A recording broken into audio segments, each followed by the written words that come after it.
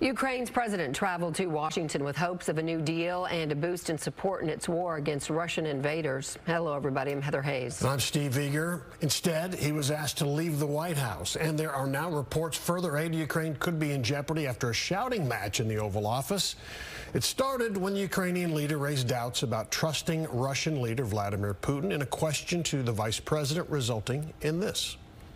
You should be thanking the president for trying to bring an end to this conflict. Have you ever been to Ukraine that you say what problems we have? I have been to. Come once. I've actually watched and seen the stories, and I know what happens is you bring them on a propaganda tour, Mr. President. Now, minutes after that meeting, Trump advisors kicked President Zelensky out of the White House. A news conference and the signing of a mineral deal called off. Russian leaders are cheering what unfolded, and now European leaders are rallying to Ukraine's defense.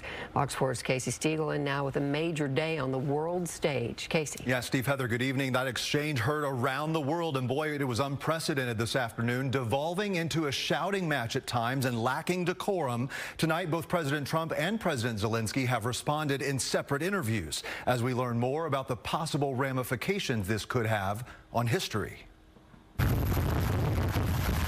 President Trump leaving the White House Friday evening, reacting to the Oval Office meltdown. You saw what I saw today. This is a man that wants to get us signed up and keep fighting, and we're not doing that, not for this country. According to reporting from the Washington Post, the Trump administration is now considering ending ongoing shipments of U.S. military aid to Ukraine. He's got to say, I want to make peace. He doesn't have to stand there and say about Putin this, Putin that, all negative things. He's got to say, I want to make peace. I don't want to fight a war any longer. His people are dying. He doesn't have the cards. As Mr. Trump spoke to reporters, President Zelensky went on Fox News for a pre-scheduled interview where he was pressed on whether he wanted to apologize, which he did not. No, I respect the president and I respect American people, and if I think that we have to be very open and very honest, and I'm not sure that we did something bad. He did, however, concede to this. Are you regretting that that happened today? Regretting? Yes, I think it was not good. Zelensky also refuted President Trump's claims he wants to keep the war going between his country and Russia. First of all, we want peace. That's why I'm in the United States.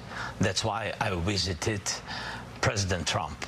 Hours earlier, You're gambling with World War III. And what you're doing is very disrespectful to the country, this country. Mr. President, with respect, I think it's disrespectful for you to come into the Oval Office and try to litigate this in front of the American media. Vice President J.D. Vance and President Trump did not mince their words with the Ukrainian leader. The meeting ended in a stalemate, upending the planned signing of a minerals deal between the two countries as Trump applied pressure over ending the war. Mr. President, is there no deal? Mr. President, is the deal off?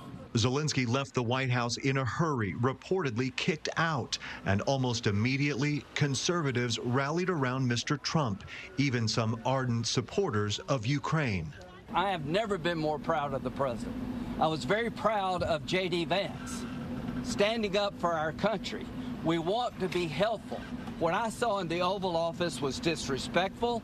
While Democrats and other world leaders swiftly came to the Ukrainian leader's defense. The President of the United States is a coward who is Vladimir Putin's puppet. Ensuite, je pense que nous connaissons tous la situation. French President Emmanuel Macron told members of the press he'd spoken to Zelensky over the phone following the ordeal, where he pledged support for Ukraine and called Russia the aggressor.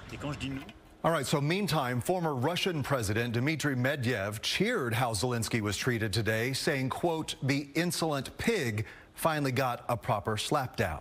Steve, Heather? All right, Casey Stiegel in studio. Casey, thank you.